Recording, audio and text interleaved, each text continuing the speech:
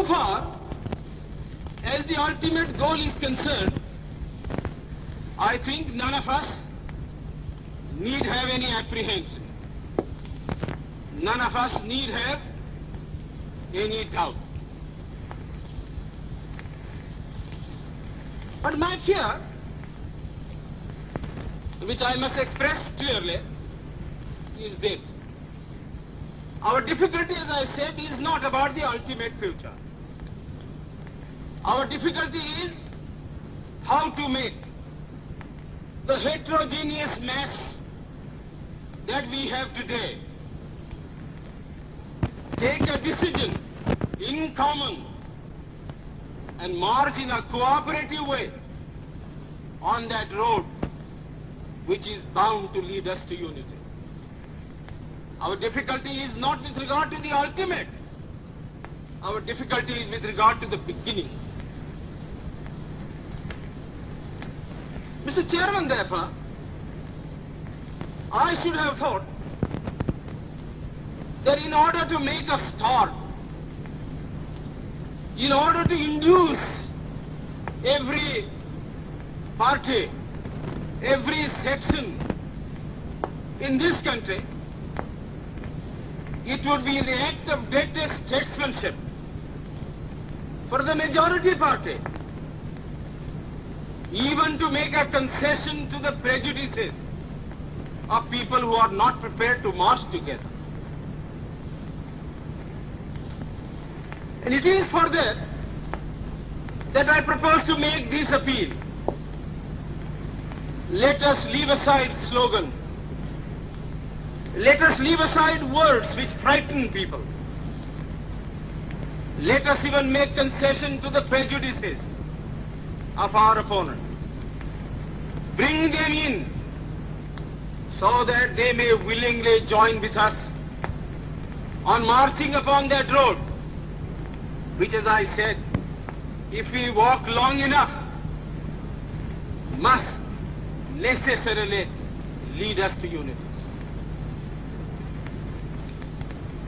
And if I, therefore, from this place, support Dr. Jaikar's amendment, it is because I want all of us to realize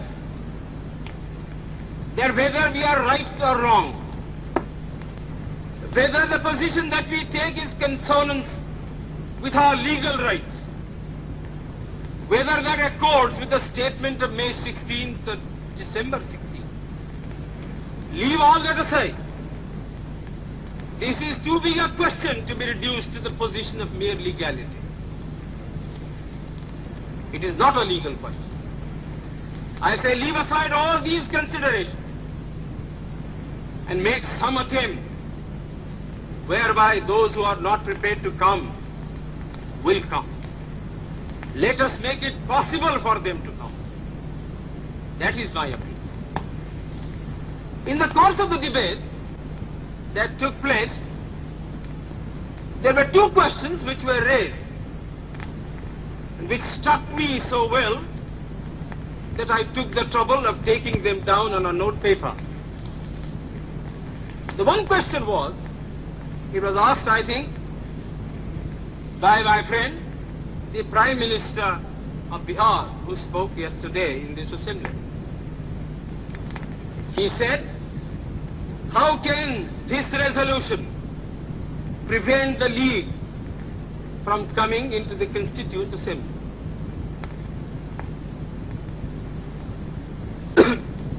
Today, my friend Dr. Shyam Prasad Mukherjee asked another question.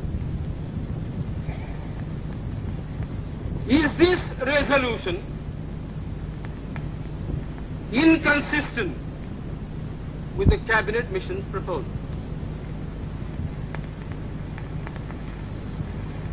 Now, sir, I think they were very important questions. And they, I think, ought to be answered. And answered categorically. I do maintain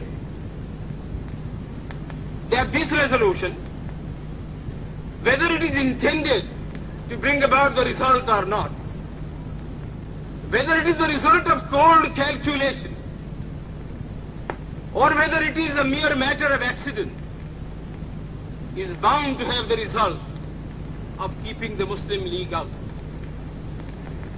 And I'll substantiate what I say. Sir, I invite your attention to paragraph 3 in the resolution, which I think is very significant and very important. Paragraph 3 envisages the future constitution of India. I do not know what is the intention of the mover of the resolution, but I take it that it is a sort of, after this resolution is passed, it will act as a sort of a directive to the Constituent Assembly to frame the constitution in terms of paragraph 3 of the resolution. What does paragraph 3 speak of? Paragraph 3 says that in this country there shall be two different sets of polity. One at the bottom, the autonomous provinces or the state, or such other areas as care to join a united India. These autonomous units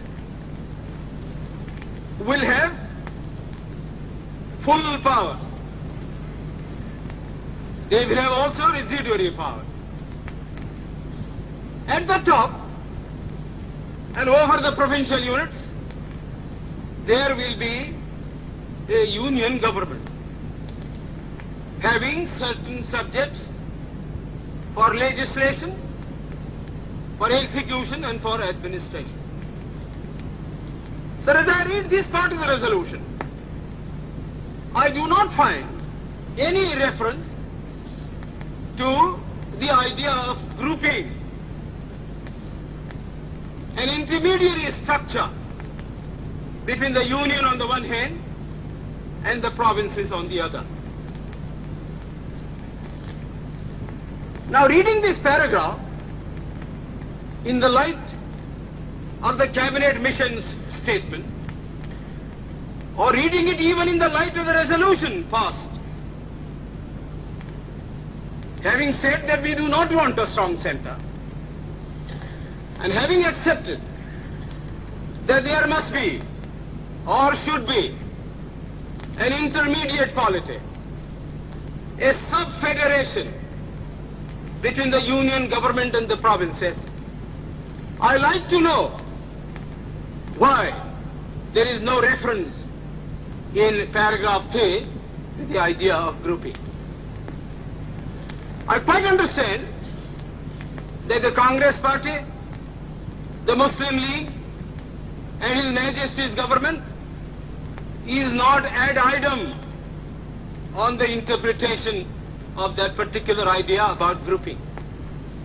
But I always thought, and I will be prepared to stand corrected if it's shown that I am wrong, that at least it was agreed by the Congress Party that if the provinces who are to be within the different groups consent to form a union or a sub-federation, the Congress would have no objection to that proposal.